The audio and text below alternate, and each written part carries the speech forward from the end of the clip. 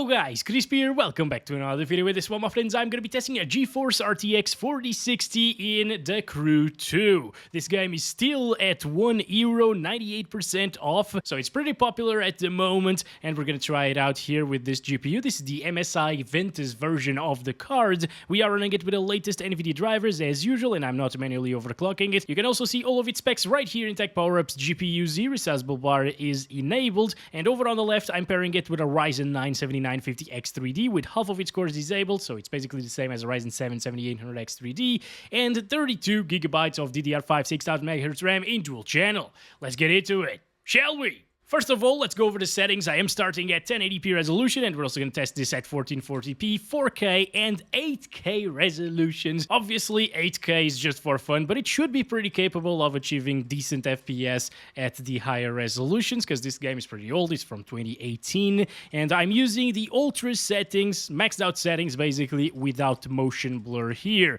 Unfortunately, by the way, this game is capped to 60 frames per second, so we can't really uncap it because the physics are tied to the FPS. There's no way to do it. And well, because of that, I'm also enabling VSync, so there is no screen tearing. Anyway, let's go, guys. I'm gonna start counting our FPS right here. It's getting 60 FPS locked all of the time, obviously, as it should, because, well, it's a 4060 in an old title. It's using 40% of our GPU, so there is a lot of headroom there. GPU power is pretty low, of course, because, oh my god, it's starting to stutter. Of course, games in 2018 from Ubisoft already stuttered a little bit, unfortunately. But yeah, guys, since the GPU usage is pretty low, power usage will also be super low. That's the advantage of playing games with locked FPS, basically. If you're not stressing your GPU to the maximum, you're also not going to consume the maximum TDP of the cards. So expect around like 80 to 90 watts of power most of the time here in the Crew 2 with locked 60 FPS with an RTX 4060. I screwed up already. Alright, anyway, we don't need to stop counting our FPS and restart it. Can we actually crash against the bike? we can't crash against the bikes.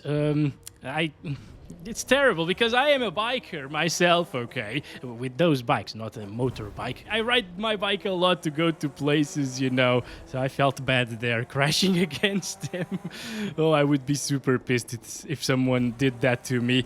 Also, we're here in a little bit more vegetation-ish of an area, you know, like a swamp area, I guess. We got a lot of water as well around here. GPU usage is at 40-ish% still, so it's pretty much as intensive over here as it was in the city area. And that's good to see, because with the RX 580 that I tested previously in this game, I saw that the water was very intensive in that card, but for a 4060 it kind of isn't. So you're not going to drop a ton of FPS if you're in both races, basically. And if you're wondering about the races in the sky, basically flying races with planes, it is way less intensive than down here, okay? I also showed that with the RX 580. I'm not enjoying that stuttering that we keep seeing there in the frame time graph. Maybe it's because the game is still loading something. I don't know.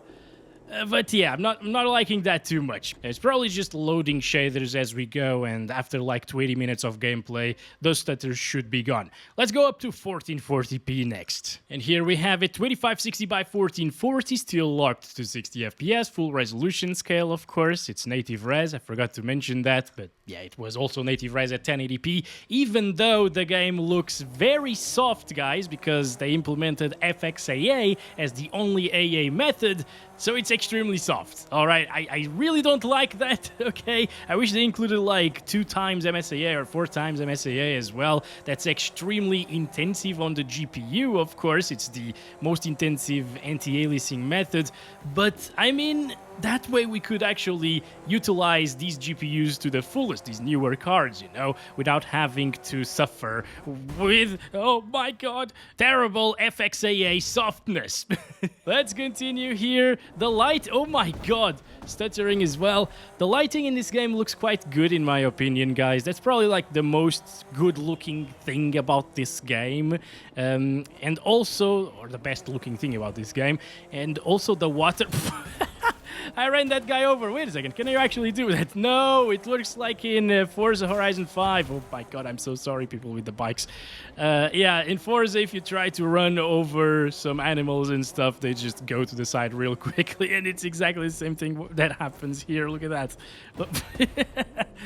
Okay, anyway, guys, this is what you can expect with the Crew 2 at 1440p with the 4060. If you have a 1080p monitor, since there's so much headroom at 1080p, and since it looks a lot sharper at 1440p, because it's 78% higher of a resolution than 1080p, you should probably enable either DLDSR in the Nvidia control panel or just DSR and play the game at 1440p because it will look way better. DLDSR works a little bit differently and it applies some sharpening, I think, as well. So it might end up looking better and performing better at the same time. So look into it. I think that's the way to play this game if you have an RTX 4060. A little bit stuttery still, but aside from that, and I feel like those stutters would be gone after playing for a while. I hope, at least. VRAM is obviously enough. Even 4 GB would be completely fine for ultra settings at this resolution. And I mean, it kind of makes sense. The texture quality is very crappy in this game. It's probably one of the worst things about it. But you know what? I like these angles. The view, the camera in this game, it's very narrow, but I kind of like it.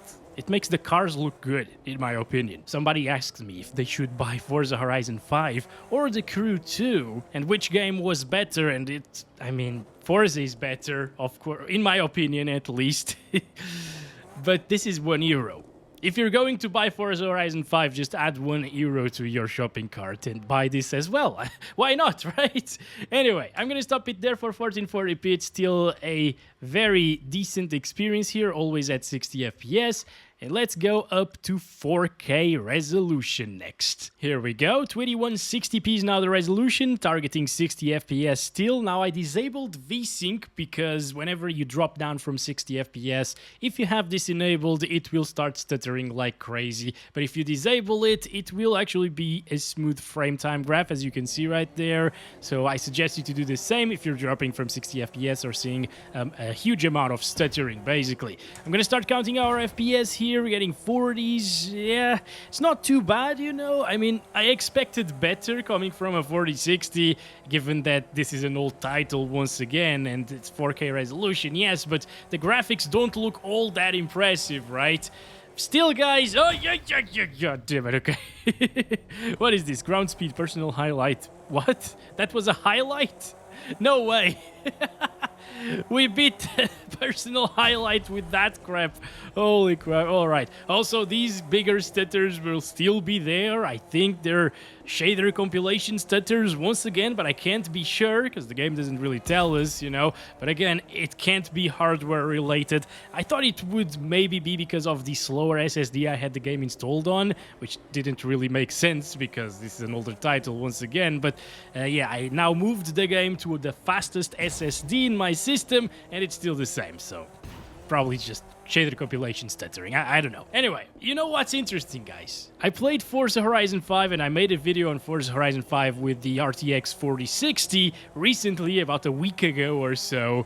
And it was performing better while looking a lot better as well at 4K resolution. With that game set to 4K Ultra, I think it was getting around 60 to 65 FPS most of the time on average. And here we can't even touch 60 FPS, which is absolutely ridiculous. I mean, Forza Horizon 5 has a big open world, probably not as populated as this one, maybe. I still don't know about that, though. This is just me playing around for the second time ever in the Crew 2, okay? But I can see it has, like, more traffic, I guess. Oh my god, what happened? Maybe Ubisoft is not liking the fact that I'm talking so well about Forza Horizon 5, but I mean, the game looks way better than this, and it still performs way better. Come on, right? Oh boy. Anyway, if you want to play at 4K resolution, it will be possible to do so. As you can see, it's It's not bad looking or anything. It's not bad performance either. It doesn't drop from like 40 FPS. There's no need to lock it to like 30 frames per second, you know. And if you play with the controller and 40 something FPS or 45 on average, which is what we're getting so far, it's going to be enjoyable. For sure, okay, especially with G-Sync. I just enabled G-Sync on the capture card, and it is working flawlessly in this game, thankfully. Sometimes it is a little bit iffy because capture cards suck usually. I think we might want to play on like high instead of ultra here, maybe target that 60 FPS mark once again. So let's drop it down to the high preset. I'm even going to keep the motion blur enabled. I haven't really tried motion blur yet. Maybe it's a good implementation.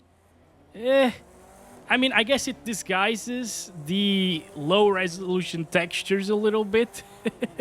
And it's not too obnoxious, and it kind of gives you a little bit of a sense of speed. And also, as usual, motion blur with less than 60 FPS kind of disguises it a little bit, and it feels like it is at 60 FPS if you disable the counter, you know. So, or it looks like it at least.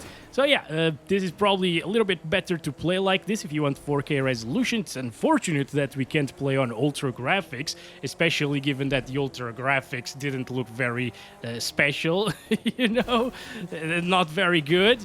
But hey, now that we're on high, some things are a little bit worse looking for sure. Also, there is kind of a big difference in ambient occlusion as well. These grassy areas look a little bit flatter this time around.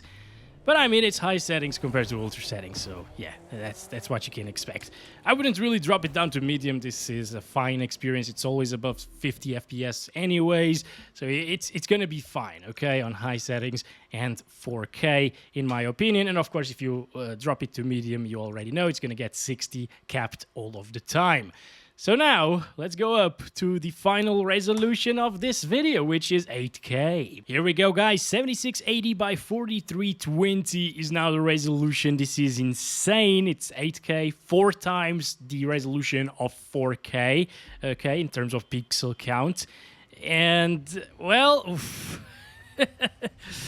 well, and I guess now you can enjoy the animations very well, because it's like a slideshow. Oh, 10 FPS. My arm is flickering like crazy inside of the car. What the hell are you doing? Oh, damn, you can enjoy that motion blur as well. Wow. You know what the sad thing is, guys? Some games that look better than this actually work at 8K. For instance, Forza Horizon 5, once again, that I tested a week ago in the RTX 4060, it ran at 30 FPS at 8K high settings. And it looks way better than this. Maybe the view distance is better in this one, but that's about it. Yeah, 10 FPS... I guess the optimization is not really that great. Even though it's a 2018 title, it can still hurt 40 series GPUs, such as the 4060, maybe the 4060 Ti, if you're playing at 4K. Obviously, 8K is stupid, but yeah, and even at 4K resolution, this struggled a little bit to achieve those 60 FPS, right? I guess 4060 Ti won't really struggle, though. So let's go down to the low settings here. Interestingly, we still have shadows enabled, so this isn't the lowest settings. We can actually disable the shadows. So I'm gonna do that. We need to get all of the FPS that we can here at this huge, insanely high and crazy resolution.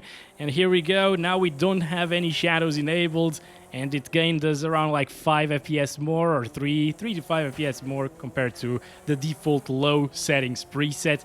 It looks really bad right now. Obviously, in terms of resolution, it's insanely high, so everything is sharp and crispy, and I can see a lot of detail, even far away objects, even on low settings, you know, with the view distance being pretty meh.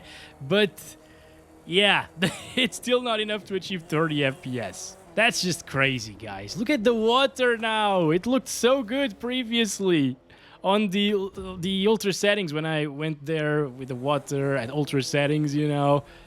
This kind of looks like Far Cry 1 water.